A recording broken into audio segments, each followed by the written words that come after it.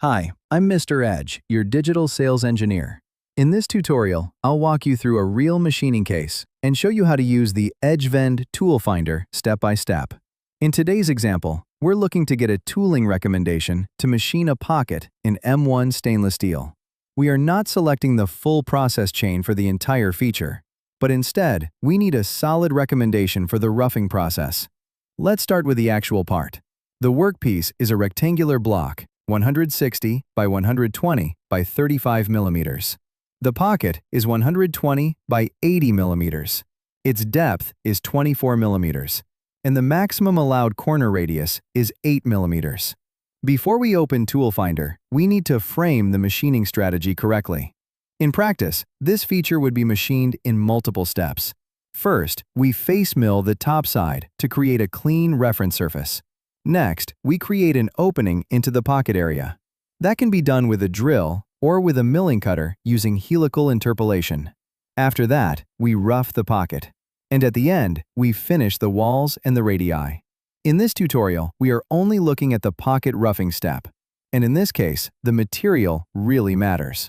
Since our example is M1 stainless steel, that means heat, rubbing, unstable engagement, and poor chip control become expensive very quickly.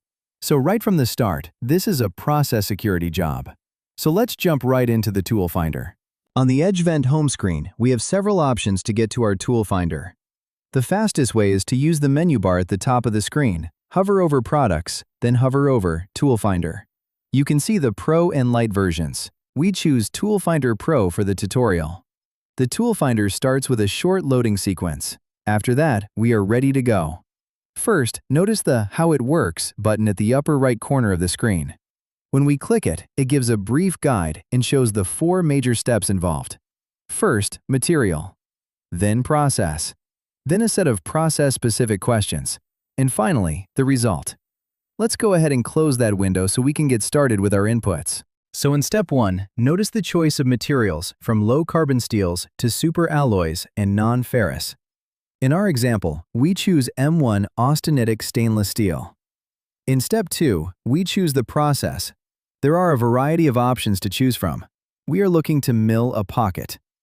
Now we move into the process-specific questions. This is where the Tool Finder becomes practical. Because once pocket milling is selected, the question flow becomes specific to that job. First, we set the topology. Here we choose Open Pocket. For this tutorial, that reflects the roughing stage after access into the feature has already been established. Next, we enter the minimum opening. Here, that is 80 millimeters. Then we enter the pocket depth. That is 24 millimeters. Depth affects reach, stability, and the credibility of the roughing recommendation. Next is the start condition. Here we choose Existing Opening. That matches the process strategy we defined earlier. Next, we enter the maximum corner radius. Here, that value is 8 millimeters. This gives Tool Finder a real geometric boundary for the recommendation. Now we define the process intent. For finish strategy, we choose Roughing Only. Next, we choose the Material Condition class. Keeping the recommendation aligned with the cutting behavior we expect from M1 in this case, we choose Work Hardening. Then we define the stability condition. Here, we select Deep Cavity. That tells the system this is not a shallow, easy case. It's a deeper pocket where stability matters. For priority, we select Safety. That is exactly the right mindset for this example. In M1 stainless steel, process security matters more than chasing the most aggressive theoretical option. Next, we define the maximum tool diameter. Here, we set it to 16 millimeters. For tool concept preference, we choose Either. That means we are not forcing the finder into one concept too early. We want the recommendation to follow the case. And finally, we choose the opening method. Here, that is circular ramping. That makes sense for this kind of route, because helical entry is generally smoother than a more aggressive direct engagement, with lower radial stress and better chip evacuation. Now we click Show Results, and in the background, the system is scoring the best fit solution for our specific case. We're looking at the main result card. The recommended tool here is the LMT Tools HFCM.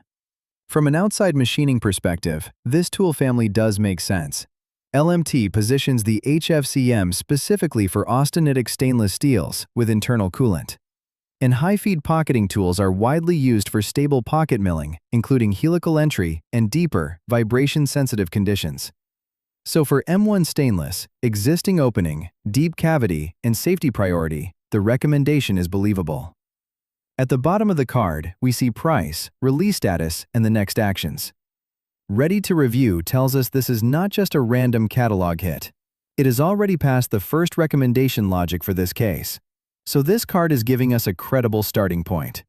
You can jump right into the product page to select the tool with the article number displayed, adjust your inputs if required, or download a full case summary PDF file, including cutting data. The Start Here section is where the result becomes much more practical. The release note says, start with the released band, then qualify the first part before you open the process window wider. That is exactly how this result should be used in our case. We are roughing a 24mm deep pocket in M1 stainless steel. So these numbers should be read as a controlled starting window, not as a max-out target. Now look at the cutting data. VC type is 180 meters per minute. FZ type is 0.08 millimeters per tooth. AP type is 20 millimeters. AE type is 5.49 millimeters. High feed milling works because axial depth of cut stays shallow while feed per tooth stays comparatively high. That is the basic high feed logic. So if you see depth of cut 20 here, do not read that as the live axial step down of the cutter. Read it as root or depth context inside the recommendation. And the same goes for feed rate. Below that, we get the derived machine values. And this is useful because it translates the recommendation into something the programmer or machinist can act on quickly. We see spindle speed, feed rate, material removal rate, flute count, and geometry ratios. Next, we see alternative choices. In this result, the main recommendation stays the HFCM, but the Finder also shows another tool worth checking. That does not mean the alternative is better, and it does not mean the main recommendation is weak. It simply means there is another plausible route nearby in the decision space. You can quickly compare prices for the alternative choices. Now look at the launch sequence card. This card is very important for our tutorial because it reinforces the process logic we described at the start. It says, treat this as a route definition.